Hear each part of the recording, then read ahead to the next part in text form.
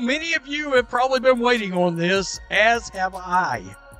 But the WNBA All-Star Game ratings have come out, and all I could think of right off the bat was 4 little letters.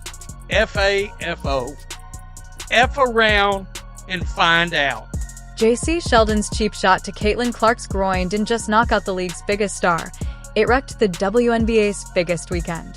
The All-Star Game? A total flop. Ratings crashed. Fans tune out. And instead of owning it, the league is pretending nothing happened. But let's be real, without Caitlin, the excitement vanished.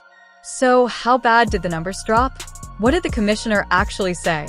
And why does it feel like they're hiding the truth from fans? Something doesn't add up, and it's exposing the league's real priorities. This isn't just a bad look, it's a full-blown disaster. If you saw this train wreck coming, you're not the only one. Let's talk about it. We have numbers for the most exciting, entertaining, overwhelmed with joy WNBA All-Star Game we have seen in quite some time. We have ratings for that disaster as well. There's good news and there's bad news. So, how did all this chaos start? It goes back to July 13th, the moment everything changed.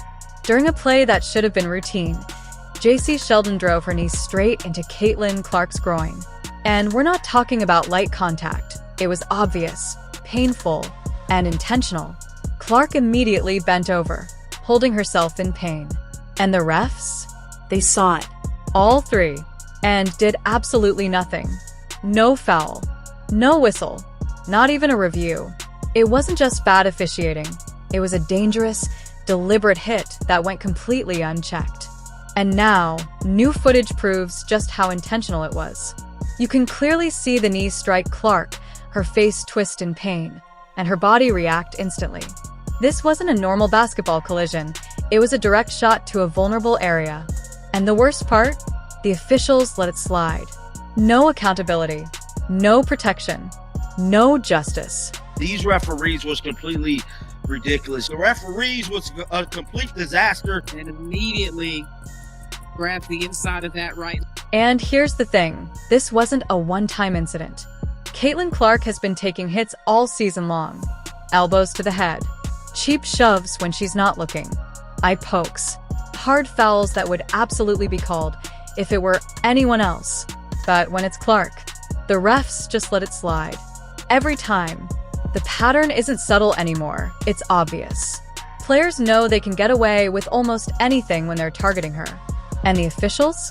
They turn a blind eye again and again. At this point, it's not just physical, it's personal. The league's biggest star is getting treated like a punching bag, and no one's stepping in to stop it. And last year, I noticed how much it was just Caitlin Clark. Caitlin Clark was taking all the hits. Caitlin Clark was taking all the abuse. But this year they've added Sophie Cunningham. She gets more flagrant fouls on her than anybody in the league besides Caitlin Clark. And Aaliyah Boston, she's been taking hits as well. But the worst thing is the consistency. So they don't call flagrant fouls, or most of the time, Caitlin Clark could be held for an entire game at a time. They don't call fouls. They don't call common fouls.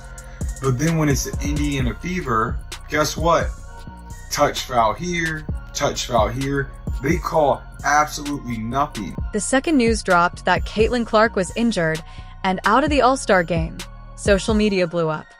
Fans instantly linked her absence to Jacy Sheldon's dirty hit, and they weren't quiet about it. But the real shock? It wasn't just the outrage. It was the money. Ticket prices nosedived almost instantly. The financial fallout hit hard and fast. What should have been the league's biggest showcase turned into a PR and revenue disaster. Caitlin Clark gets hurt, and guess what?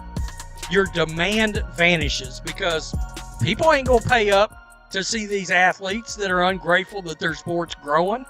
People aren't paying up for that. And we are here, right here. The tickets for this game, for this All-Star Game, they've dropped by 50%. Before Caitlin Clark's injury was announced, the WNBA All-Star Game was on track to break records. Fans were paying an average of $262 per ticket. Even the cheapest seats were going for $121. This was set to be the league's biggest cash grab of the year. But the moment news broke that Clark was out, everything crashed. Within hours, the get-in price dropped from $121 to just $64, a 48% free fall. The secondary market collapsed as fans scrambled to sell their tickets at huge losses. Why? Because the truth is, most people were only showing up to see one player, Caitlin Clark. Leap around and find out what this league looks like without Caitlin Clark being involved in your biggest events. Kathy Engelbert, this should be a perfect example of why you need to get your officiating cleaned up and you need to have a talk with your players in the league. And nobody's asking you to hold Caitlin Clark's hand. Just play fair. You know what this really shows? The refs didn't just fail Caitlin Clark on that play, they failed the entire league. By ignoring that blatant foul, they didn't just risk a player's health, they triggered a financial meltdown. One missed call cost the WNBA hundreds of thousands in ticket revenue and turned what should have been their biggest event into a disaster. And the worst part? This was only the start. Clark's injury didn't just hurt the game, it exposed just how heavily the league relies on her to survive. You see, this is exactly what we were talking about. WNBA All-Star ratings are in for 2025 and it is down 40%. 40% from last year. That's bad.